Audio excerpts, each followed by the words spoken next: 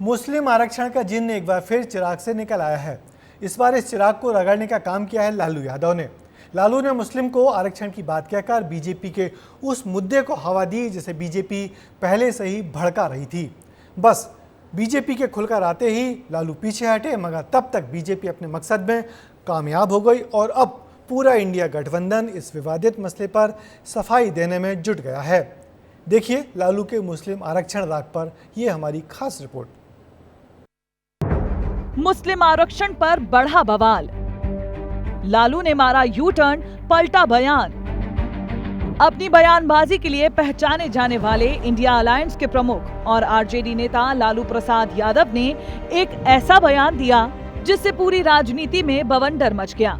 देश में अभी संविधान को बदलकर रखने का मुद्दा गर्म है। राहुल गांधी सामाजिक न्याय, आरक्षण बचाओ का मुद्दा उठा रहे थे। इंडिया अलायंस की रणनीति कहें या राहुल की मनमर्जी, जो जगह जगह संविधान को हाथ में लेकर बीजेपी पर निशाना साध रहे थे। लेकिन अब लालू प्रसाद यादव ने मुस्लिम आरक्षण पर बयान देकर नया बखेड़ा खड़ा कर दिया है।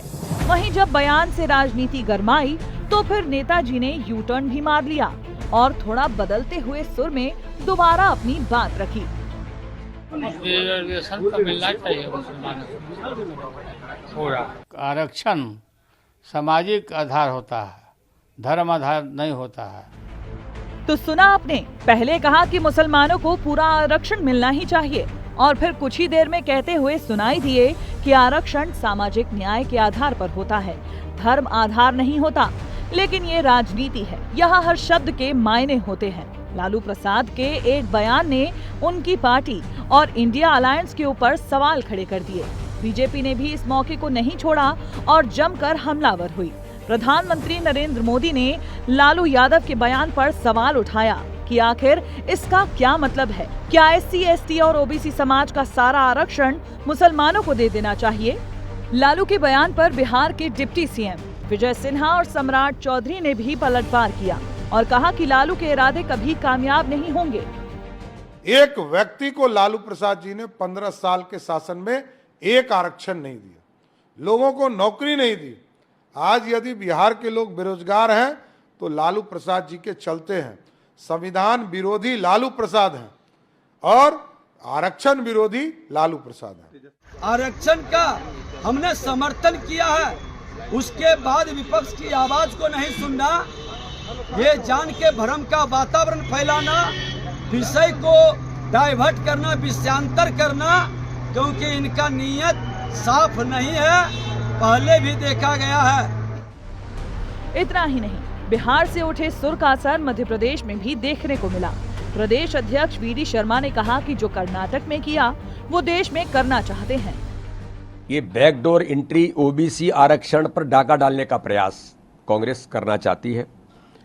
उन्होंने कर्नाटक के अंदर किया है, क्योंकि आप OBC और अनुसूचित जाति जनजाति भाई बहनों के आरक्षण में आप मुस्लिम को आरक्षण देंगे तो यानी उसमें आप डाका डालेंगे।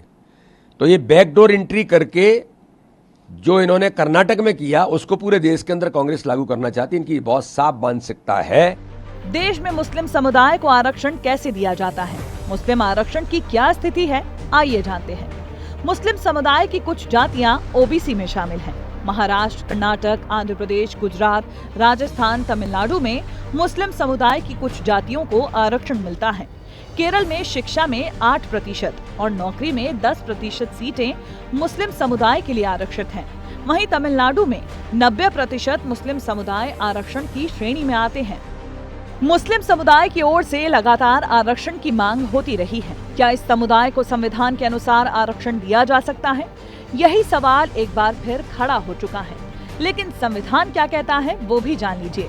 केवल धर्म के आधार पर अनुच्छेद 15 और 16 के तहत आरक्षण नहीं दिया जा सकता है। ब्यूरो रिपोर्ट, विस्तार न्यूज। बीजेपी के रणनीतिकार इस लोकसभा चुनाव को पहले दिन से ही ध्रुवीकरण के मसले की ओर ले जाना चाहते थे। मोदी ने दूसरे चरण में कांग्रेस के मुस्लिम तुष्टीकरण को मुद्दा बनाया, मगर अब लालू के बयान ने उसे वो मुद्दा दे दिया जो बीजेपी हमेशा से चाह रही थी। अब आगे के 4 दौर के चुनाव में ये मुद्दा लगातार हावी रहेगा। देखना है इंडिया गठबंधन इससे किस तरह से निपटता है।